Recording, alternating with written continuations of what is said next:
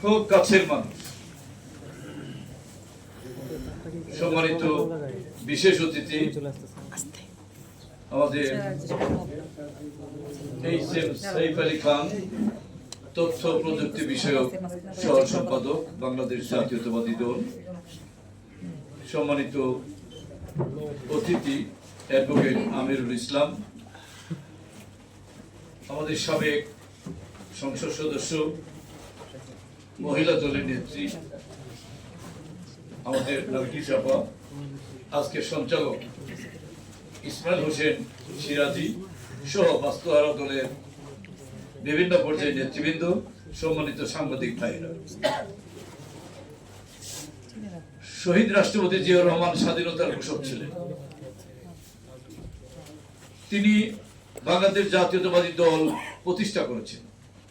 তিনি বহুদলীয় গণতন্ত্র বাংলাদেশে উপহার দিয়েছেন, আধুনিক বাংলাদেশের স্থপতি।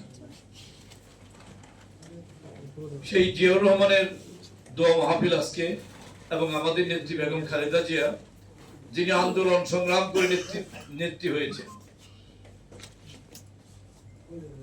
আন্দোলন সংগ্রামের মধ্য দিয়ে বেগম খালেদা জিয়ার নাম বাংলাদেশের মানুষ জেনেছে, শুনেছেন। রাজপথে আপসীর নেত্রী হিসাবে তিনি খ্যাতি অর্জন করেছেন। তিনি অন্যায়ের কাছে মাথা নত করেননি। তিনি শত বাধা বিপত্তি চাপ সৃষ্টি করার পরেও দেশ ত্যাগ করেনি। তিনি বলেছিল, মরতে হয় মরবো, বাংলাদেশেই মরবো, বাংলাদেশই আমার ঠিকানা।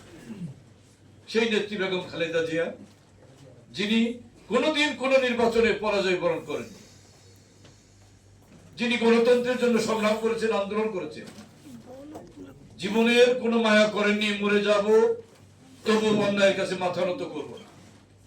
তিনি জেল খেটেছেন বিনা দোষে। জেল খেটে বেগম খালেদা জিয়াকে মৃত্যুর পথে ঠেলে দিয়ে তাকে বিগত ফ্যাসিস্ট সরকার তাকে মেরে ফেলার ব্যবস্থা করা হয়েছে। অনেক চিকিৎসা করা হয়েছে শেষ পর্যন্ত, কিন্তু তাকে এমন ভাবে তাকে কষ্ট দেওয়া হয়েছে, এমন ভাবে তাকে শারীরিকভাবে নির্যাতন করা হয়েছে, যে কারণে এই চিকিৎসার মধ্য দিয়েও বেগম খালেদা জিয়াকে আমরা বাঁচিয়ে রাখতে পারি। আমাদের সেই নেত্রী, আমাদের মা বেগম খালেদা জিয়ার জন্য এই পবিত্র রমজান মাসে বাস্তহারা দল আজকে দোয়া মাহফিলের আয়োজন করেছে। আমাদের নেতা শহীদ রাষ্ট্রপতি জিয়াউর রহমানের জন্য আপনারা দোয়া মাহফিলের আয়োজন করেছেন।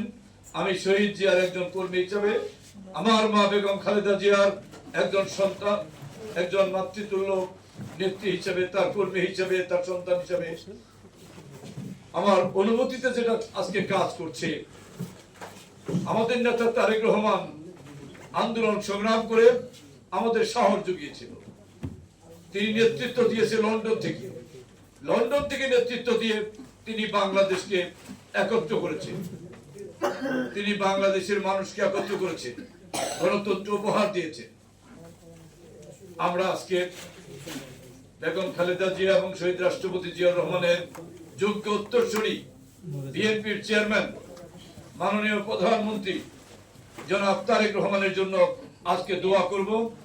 আমি দোয়া চাবো, তারেক রহমান যে স্বপ্ন দেখছেন, মানুষকে যে স্বপ্ন দেখাচ্ছে, বাংলাদেশকে সামনের দিকে যে এগিয়ে নিয়ে যেতে চাচ্ছে, পৃথিবীর মানচিত্রে বাংলাদেশকে উন্নতশীল একটি দেশ হিসেবে, আত্মনির্ভরশীল একটি দেশ হিসেবে যে তারেক রহমান অবিরাম কাজ করে চলেছেন, দিন রাত কাজ করে চলেছেন, সেই তারেক রহমানের জন্য আমরা আজকে সবাই দোয়া করব। আল্লাহ যেন তাকে সুস্থ রাখেন এবং তার চিন্তা চেতনা, তার লক্ষ্য বাস্তবায়ন করার জন্য তৌফিক যেন রব্বুল আলামিন দান করেন। এই পর্যায়ে আমার বক্তব্য দীর্ঘায়িত না করে